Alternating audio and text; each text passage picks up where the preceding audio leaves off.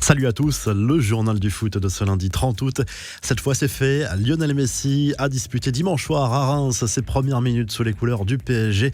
L'Argentin, remplaçant au début du match, est entré en jeu à un peu moins d'une demi-heure de la fin sous les applaudissements du stade Auguste Delaune. Tout un symbole, il a remplacé son ami Neymar qui lui a fait une belle accolade pour l'encourager. Pas de but, pas de geste exceptionnel, mais un grand moment forcément pour l'histoire du club parisien et de la Ligue 1.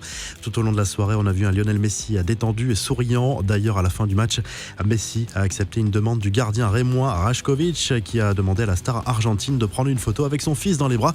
Sur le terrain, victoire du PSG 2-0 grâce à un doublé de Kylian Mbappé.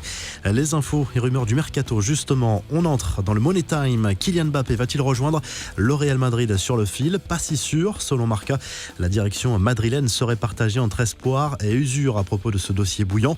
La presse espagnole évoquait ce week-end un possible ultimatum fixé par le Real au PSG pour avoir une réponse définitive pour ce lundi 18h. Face à Reims, l'attaquant parisien est apparu déterminé, impliqué et heureux au moment de ses buts, malgré toutes les rumeurs entourant son avenir.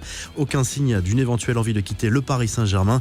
L'attaquant parisien a même publié un message comme si de rien n'était sur les réseaux sociaux. 3 points, 2 buts, la soirée parfaite, a écrit Mbappé sur Instagram avant de rejoindre l'équipe de France à Clairefontaine. Erling Haaland, lui, ne bougera pas du Borussia Dortmund cet été, si l'on en croit la direction du club allemand. Le directeur sportif du Borussia a remis les choses au clair une nouvelle fois alors que le joueur est annoncé dans le viseur du PSG et de Manchester City. Rien n'a changé concernant notre position et rien ne changera, notre position est claire. Je n'ai pas à jouer au perroquet tout le temps, a expliqué Michael Zorc à propos de l'international norvégien. Didier Deschamps ira-t-il au-delà de la prochaine Coupe du Monde? Noël Le Graët, le président de la Fédération française de football, assume de ne pas avoir prolongé le contrat de Didier Deschamps qui court jusqu'en décembre 2022. Pour le moment, cela n'est pas d'actualité en raison de l'échec à l'Euro. Il ne ferme pas la porte pour une prolongation plus tard et assure que le sélectionneur actuel de l'équipe de France comprend parfaitement cette situation. Les infos en bref, Cristiano Ronaldo dans l'histoire de la Première Ligue. Avant même son retour, le Portugais va devenir le joueur le mieux payé de l'histoire du championnat anglais du côté de Manchester United. Un record détenu jusque-là par Alexis Sanchez qui touchait plus de 31 millions d'euros annuels. Cristiano Ronaldo touchera visiblement encore plus selon les médias britanniques. Il va signer un contrat de 2 ans plus une en option en faveur des Red Devils.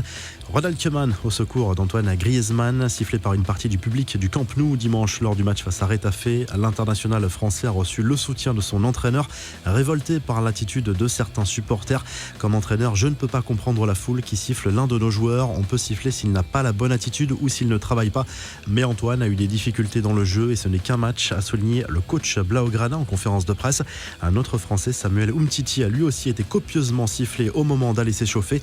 Les bons débuts de Raphaël Varane avec Manchester United. L'international français a joué son premier match avec les Red Devils ce dimanche sur la pelouse de Wolverhampton. Victoire 1-0 des Mancuniens, 3e de Première Ligue avec 7 points au compteur. Enfin, l'OL a dévoilé son 3e maillot pour les équipes masculines et féminines. Une tunique très streetwear qui sera également utilisée par les basketteurs et les basketteuses de l'Asvel lors des matchs à l'extérieur. La revue de presse, le journal de l'équipe revient bien sûr sur les grands débuts de Lionel Messi avec ce titre sur l'avenir de Kylian Mbappé. Ensemble, ce serait mieux, titre le quotidien sportif en référence à cette association prometteuse qui sera peut-être éphémère. En Espagne, le journal Marca se concentre surtout sur ce dossier Kylian Mbappé. Le Real Madrid espère boucler l'opération dans les dernières heures du mercato estival, mais le PSG fait de la résistance. De son côté, le Mundo Deportivo salue le succès du Barça de Buzyn contre Retafe en Liga. Memphis Depay a encore été décisif en inscrivant le 2e but Blaugrana. Le Barça compte 7 points en 3 matchs comme le Real, le FC Séville, Valence, l'Atlético et Majorque. Enfin en Italie, la Gazzetta dello Sport revient surtout sur la victoire de l'AC Milan 4-1 contre Cagliari en Serie A.